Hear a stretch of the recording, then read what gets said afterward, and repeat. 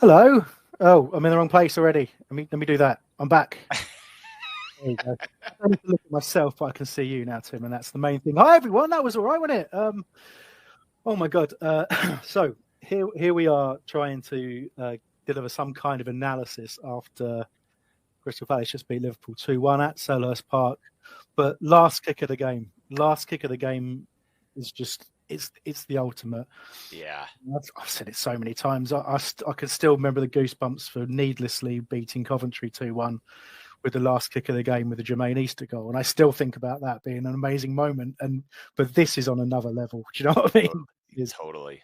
And there's so many little subplots to all of this. Going into the game, it's, the battle of the unbeaten sides. You've got the Mark Gay subplot. You've got, Liverpool coming for Wharton in January subplot there, 5 wins on the bounce and all this.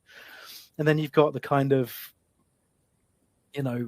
we're unbeaten. We just needed the one more to break the record and all these little things going on. And you just think, wow, it's an amazing time to be a Palace fan. But Tim, you guys lived it on the watch along as well. I know there's plenty of people watching this right now who were on there with you, but just talk me through it. The feelings, the emotions.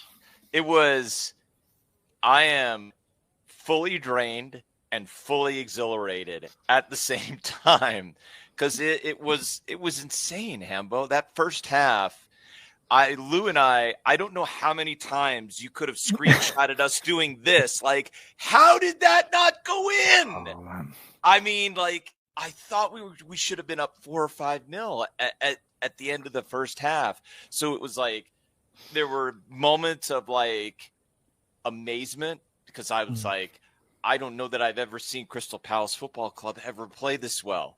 This is amazing. We have like one touch movement. I thought Pino's movement was incredible. I thought Kamada was like, I can't even believe I'm saying this, Hambo, but I thought he made McAllister look like he wasn't even there. I thought he made him look like he was invisible. Daichi was incredible. So go on. No, I'm so glad you brought that up. And usually we'll try and do things in a sequence, but I really don't care right now. I'm not particularly well, so I'm not going to remember what we're supposed to be talking about anyway. But I had to do the show. I really did. So, but you're so right. Kamada today. It was absolutely outrageous. Like every part of the game. Like every element of the game today, even when he made a mistake or he got knocked off the ball, he rectified it straight away. That's right. But he seemed like a foot taller and 10 times stronger today in that game. He rose to the occasion and then some. He just dominated. And you just think back to the struggles of last year, and everybody. Like I think most people would say that we were desperate to find the player that we kind of thought we had, and we. Right. And he felt like a weak link in so many games. And, Glasner's talked about it, about how long it took him to realise you don't get the fouls you get elsewhere here. It's quicker, it's tougher. You just got to get on with it. That's right. And when it clicked, he's just gone from strength to strength from when it clicked. And that midfield that started today, it's no coincidence that the two of them in the centre, Wharton and Kamada,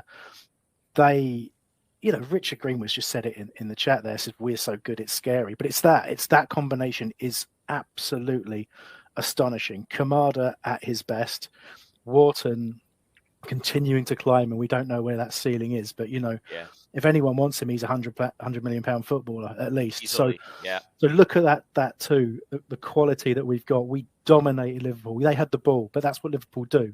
You look at the statistics, they dominate the ball. They do that, and they've spent hundreds of millions of pounds, billions of pounds under their current regime to do that, and we haven't. But what we have got is, frankly, a midfield that was capable of dominating them. And the only reason that we didn't go on to have a more comfortable second half than we did, well, not the only reason, there were 2 reasons. Didn't take our chances. We know that. We'll talk about that. Yep. But some of it was just absolutely bad luck, and some of it was like I don't know, Alisson just against anyone. Alisson's a great goalkeeper. He Knows is where a to good be. keeper, yeah. Makes simple saves, but they're simple saves because he's always in the right place. Incredibly frustrating. But also, we've got a small squad and we get tired.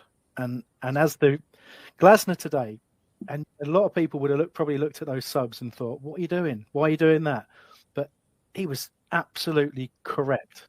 Yeah, he was spot on. At the moment, like you can look back now and you go, "Oh, you're bang on with that." The timing of everything. Yep. You noticed who was tired and when and where it was going to cost us.